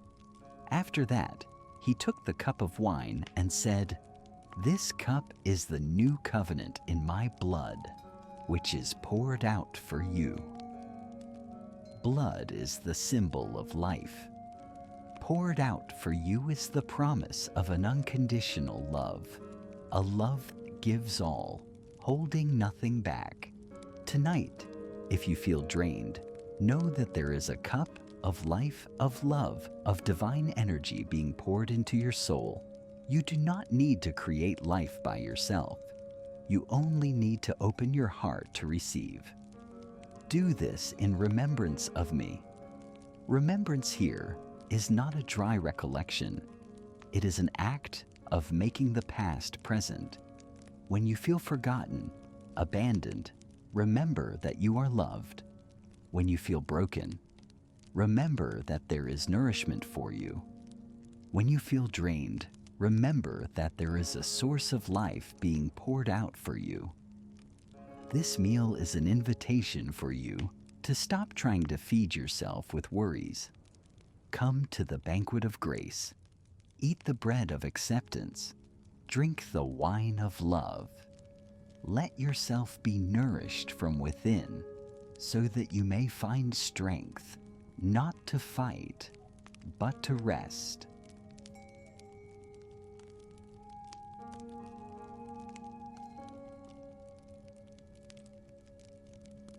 And after having been nourished by the bread of acceptance and the cup of love, you might think the soul is ready to face anything. But Jesus shows us a very human truth. Even when connected most deeply with God, fear can still strike. Peace is not the absence of fear. It is what we do when fear appears. From the warmth and safety of the upper room, let us walk out with him, crossing the Kidron Brook and entering a garden named Gethsemane. Gethsemane means oil press. It is the place where olives are crushed to yield the finest essence. And tonight, it is also the place where his soul was pressed to the very limit. Feel the atmosphere of the garden at night. Cold, silent, yet a silence filled with tension. The ancient olive trees look like strange shapes under the moonlight.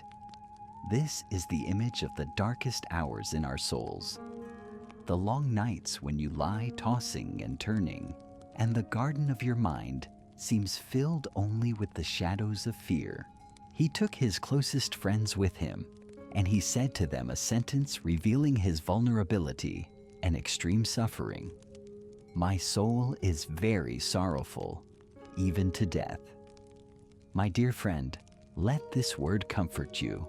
If tonight your soul is sorrowful, if anxiety is strangling you to the point where you feel you cannot bear it, know that your feeling is real and is understood.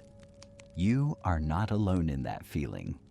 The Son of God himself experienced it.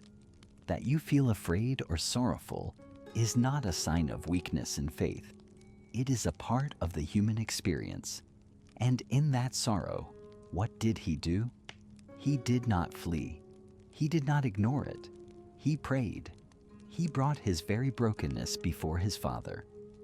3 times he repeated a prayer considered the perfect model for surrender, an antidote to our sickness of wanting control. That prayer has 2 parts. The first part is absolute honesty with one's emotions. "Father, if you are willing, remove this cup from me." What is this bitter cup? It is everything we do not want to face: suffering, loss, uncertainty, illness, separation. To speak out, "Please remove it," is an incredibly healthy act. It is you admitting to God and to yourself, "I do not like this. I am hurting. I'm afraid." Do not try to pretend to be strong. Be honest with your pain. Present it clearly. But the miracle lies in the second part of the prayer. After having presented his desire, he performed a great act of letting go. "Nevertheless, not my will, but yours, be done." This is the moment healing happens. This is the turning point. It is when you realize that, whatever you desire, true peace only comes when you let go of the need to control the outcome. "Not my will" is the declaration freeing you from the burden of having to solve everything yourself, of having to bend reality to your will. But "yours be done" is the act of trusting that, even in things you do not understand, even in pain, there is a greater plan, a deeper wisdom at work. Tonight, can you offer up your bitter cup? The worries about health, about family, about work, the things you cannot change. Offer them up. Be honest in saying you do not want them. And then, breathe in deeply. And as you breathe out, gently whisper, "Nevertheless, not my will, but yours, be done."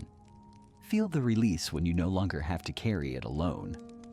Feel the peace coming from surrender, not from changing the circumstances. The Bible recounts that he prayed so earnestly that his sweat became like great drops of blood. But afterwards, an angel appeared and strengthened him. When you dare to face your fear and surrender it, strength will be given to you. Not the strength to escape the trial, but the strength to go through it. And again, and after having surrendered, after having let go of his own will, a strange peace arrived. A peace strong enough to face betrayal, arrest, humiliation, and the cross. We will not linger long in the shadow of Golgotha. We only need to listen to one final whisper, a word carrying the power to break every chain, uttered amidst extreme pain. "Father, forgive them, for they know not what they do." Let this forgiveness wash over you one last time. Breathe in mercy, and breathe out every resentment, every hurt. Forgive others, forgive yourself, and then hear the final word of surrender, the most perfect lullaby to enter sleep. Father, into your hands I commend my spirit. This is the final act of letting go. No more striving, no more fighting, only a soft trust, like a child drifting to sleep in the safe arms of a father. Tonight, say this word to yourself, and trust your weary mind, and trust your body needing rest, and trust all your worries into the arms of infinite love, and let go. Everything becomes silent. A tomb is sealed. The world seems to have lost. Hope seems to have died. Good Friday and the Silent Saturday are images for the tomb stages in our lives, times when we feel everything has ended. A broken relationship, a lost job, a collapsed dream.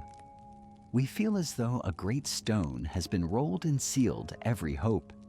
In those times, it seems nothing is happening, only waiting in the darkness. But my friend, the story does not end there. Let your mind gently drift to the early dawn of the third day. Feel the fresh air of a new morning. Hear the first bird song. See the first streaks of pink in the sky.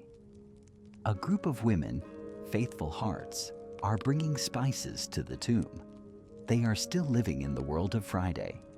They only came to fulfill a ritual of loss. But when they arrived, an astonishment awaited them. The stone had been rolled away, and the tomb was empty. Pause at this image. Let it seep deep into your soul. The empty tomb is not a symbol of loss. It is a symbol of infinite possibility. It is the promise that what seems like an end is actually a beginning. The tombs in your life where you have buried dreams, hopes, parts of yourself that have died, do not have the power to hold you forever. The stone of despair, no matter how heavy it seems, can be rolled away. And then, angels appeared and asked a question that changed everything. Why do you seek the living among the dead? He is not here, but has risen. This is the invitation for your anxious mind. Why do you seek peace in the place of worry? Why do you seek life in the dead thoughts of the past and future? The living one, peace, joy is not there. He has risen. He is in the present moment. Light will always return. Life is stronger than death. Love is stronger than fear. This is the final truth. This is the solid foundation upon which you can build your rest. Our journey through the Gospel of Luke has reached its end. We traveled from the whisper of hope in Nazareth, through miracles of healing by the lakeshore, wise teachings on the road, and finally passed through the darkness of the cross to reach the light of the empty tomb. You have been validated. You have been healed. You have been forgiven. You have been shown the way. And now you are given hope. There is nothing left to do. There is nothing left to worry about. Every burden has been lifted. Every battle has ended. Rest in this truth. Rest in the peace of the garden at early dawn. Rest in the quiet hope of a new beginning awaiting you when you wake. Let silence envelop you. Let peace sustain you, and sink deep into sleep. A sleep protected by love and promised by resurrection. Good night.